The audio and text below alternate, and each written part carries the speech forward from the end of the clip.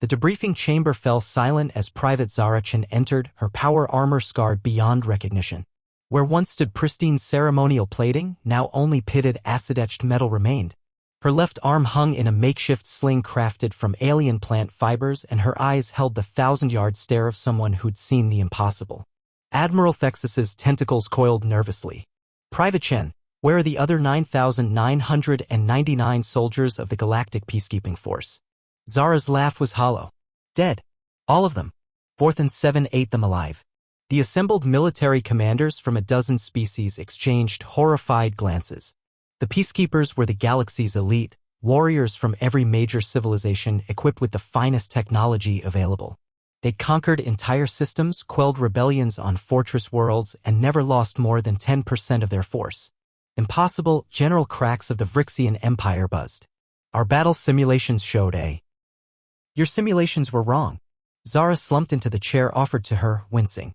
4th and 7 isn't just a Class 13 Deathworld. It's a predator. The entire planet is one massive organism, and we walked right into its mouth. She activated her helmet's recording system. The holographic display showed the peacekeepers landing, 10,000 soldiers in formation, weapons ready, confidence high. The planet had looked deceptively normal, purple grasslands under a binary sunset, crystalline mountains in the distance. First hour, we lost 100 soldiers to the grass, Zara narrated flatly. Turns out those purple blades are silicon-based. They slice through armor like paper when you step wrong. The Altarians bled out before their med systems could respond. The recording continued. Day turned to night, revealing the true horror. The mountains began moving. They weren't geological formations but massive creatures that hunted by mimicking landscape. The purple grass released spores that invaded air filtration systems, growing inside lungs within minutes. Day 3, we were down to 6,000. Zara's voice cracked. That's when we discovered the rain. The assembled officers watched in horror as acidic precipitation fell from suddenly materialized clouds.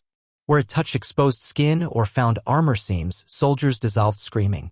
But worse was what the rain awakened. The ground itself liquefied, revealing it wasn't soil but dormant biomass. Soldiers sank into digestive pools that appeared beneath their feet. The shard beings thought they were safe, Zara continued. Crystal physiology, immune to acid. But the planet adapted. The rain turned alkaline in their vicinity. They shattered like glass. General Krax's compound eyes widened. The planet adapted its attack to each species? It learned, Zara confirmed. Every defense we mounted, every strategy we tried, it countered within hours. Energy shields? The air itself became conductive, turning them into lightning rods. Aerial evacuation? Flying predators that literally grew wings to match our shuttle's speed. Underground bunkers? The planet's root system converted into boring worms. The recording jumped to day 7. Only 1,000 soldiers remained huddled in a makeshift base. Then the planet revealed its cruelest trick. It began broadcasting the dying thoughts of consumed soldiers through bioelectric fields. The psychological warfare broke more warriors than any physical attack. Why did you survive? Admiral Thexus asked quietly. Zara smiled bitterly. Because I'm human. Because I come from Earth, another Class 13 Deathworld. While others froze in terror when the ground turned to teeth, I remembered Queensland's jumping spiders. When the rain turned to acid, I thought of Venus's atmosphere. Every nightmare on Vorthan 7 had a smaller cousin back home. She stood, swaying slightly. The planet recognized me on day 9. The attacks stopped. Not out of mercy, out of professional courtesy. One apex predator acknowledging another. It let me leave with a message. What message? The Admiral's voice was barely a whisper. Zara pulled out a small, pulsing organ, apparently carved from the planet's flesh. It projected symbols that hurt to perceive. Stay away. The Class 13 worlds are connected, part of something older than our civilizations. They're not random cosmic accidents. They're guardians.